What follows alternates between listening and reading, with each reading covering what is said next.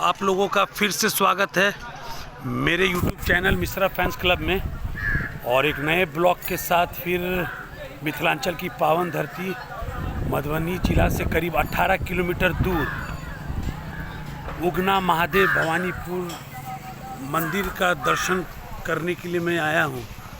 तो चलिए दर्शन कराते हैं उगना महादेव भवानीपुर। मिथिला के सबसे बड़े कवि विद्यापति और महादेव जी की रोचक कहानी के बारे में भी आप लोगों को बताते हैं। तो चलिए दर्शन करते हैं उगना महादेव भवानीपुर। तो फिर से स्वागत है आप लोगों का मेरे YouTube channel Mishra fans club में और आप दर्शन कर रहे हैं उगना महादेव भवानीपुर।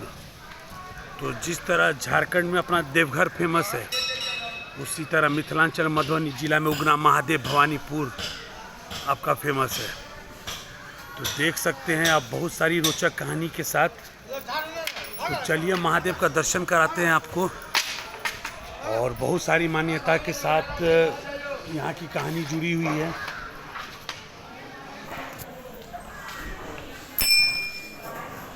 सावन में यहाँ पे काफ़ी भीड़ होती है।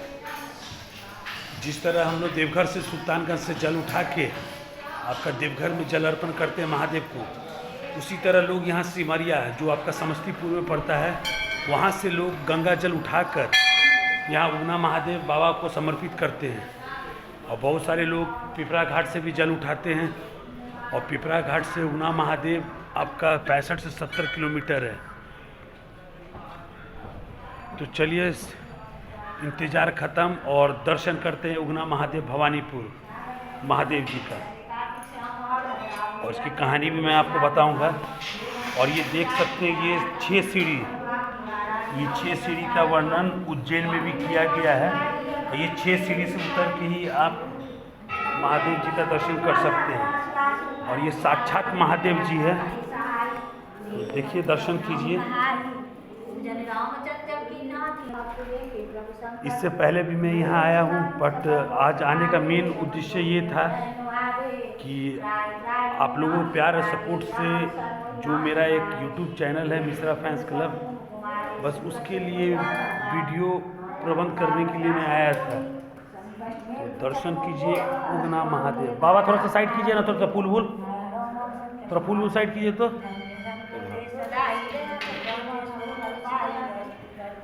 ये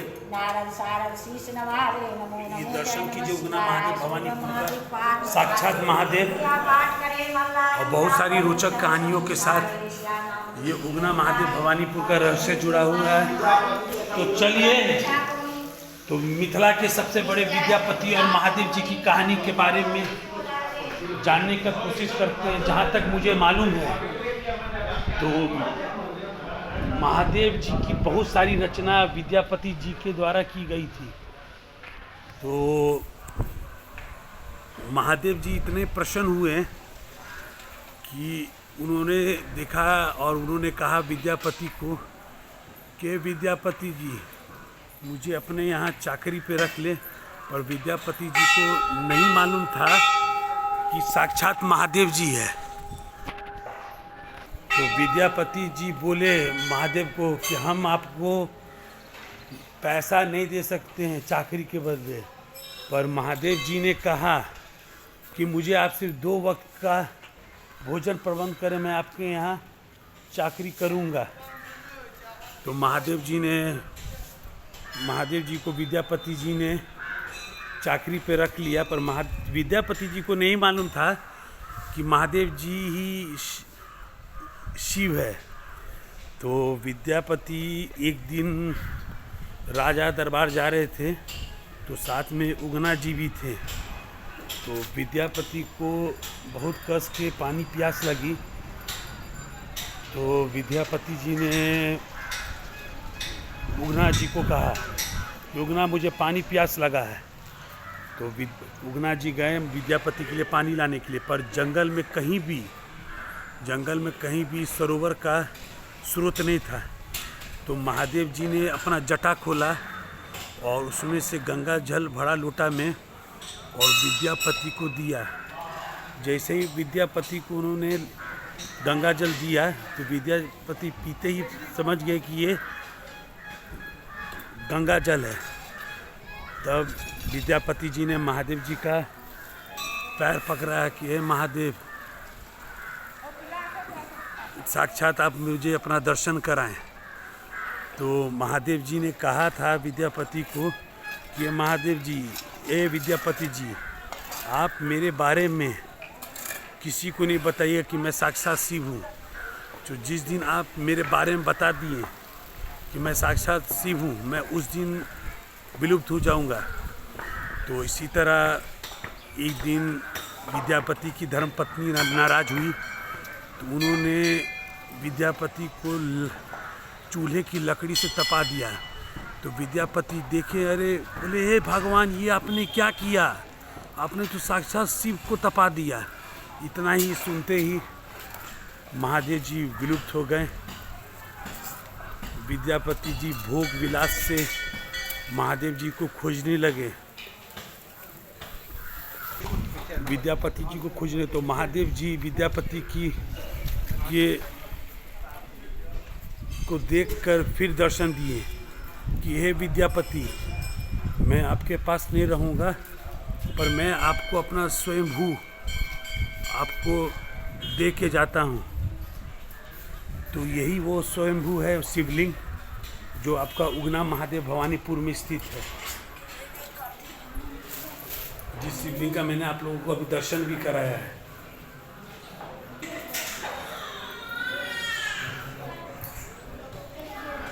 और सावन में यहाँ पैर रखने के लिए जगह नहीं रहता है।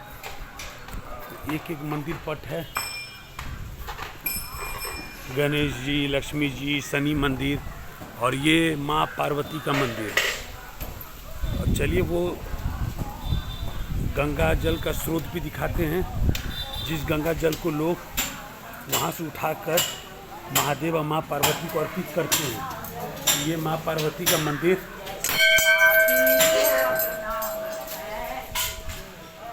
तो आप लोग आसानी से आ सकते हैं। मधुबनी जिला से करीब 18 किलोमीटर की दूरी में पड़ता है ये उगना महादेव भवानीपुर।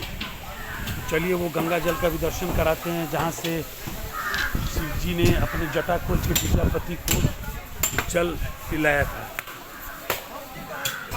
और लोगों के आस्था के साथ महादेव जी जुड़े हुए हैं। तो लाइक करें, शेयर करें, सब्सक्राइब करें my YouTube channel Mishra fans club. तो आप लोग जब भी मंदिर परिसर में आइए तो यहीं से आपको फूल और बेलपत्र और लोटा लेके, और यही वो कुंड है जिससे लोग जल लेके महादेव जी को अर्पित करते हैं। तो यहीं से फूल, बेलपत्र, प्रसाद आप सब चीज़ ले सकते हैं। चलिए यही वो कुंड है जहाँ पे महादेव जी ने विद्यापति को जल पिलाया था, वो यही सरोवर है।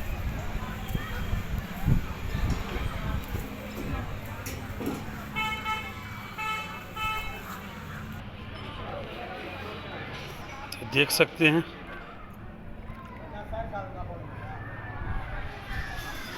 अभी मैं ये जल पीने का कोशिश करूंगा। और जो भी लोग यहाँ आते हैं ये ज़रूर ये जल पीते हैं। तो आप लोगों से भी नम्र निवेदन है कि यहाँ आइए, महादेव जी को जल अर्पित कीजिए, उसके बाद ये जल ज़रूर पिए।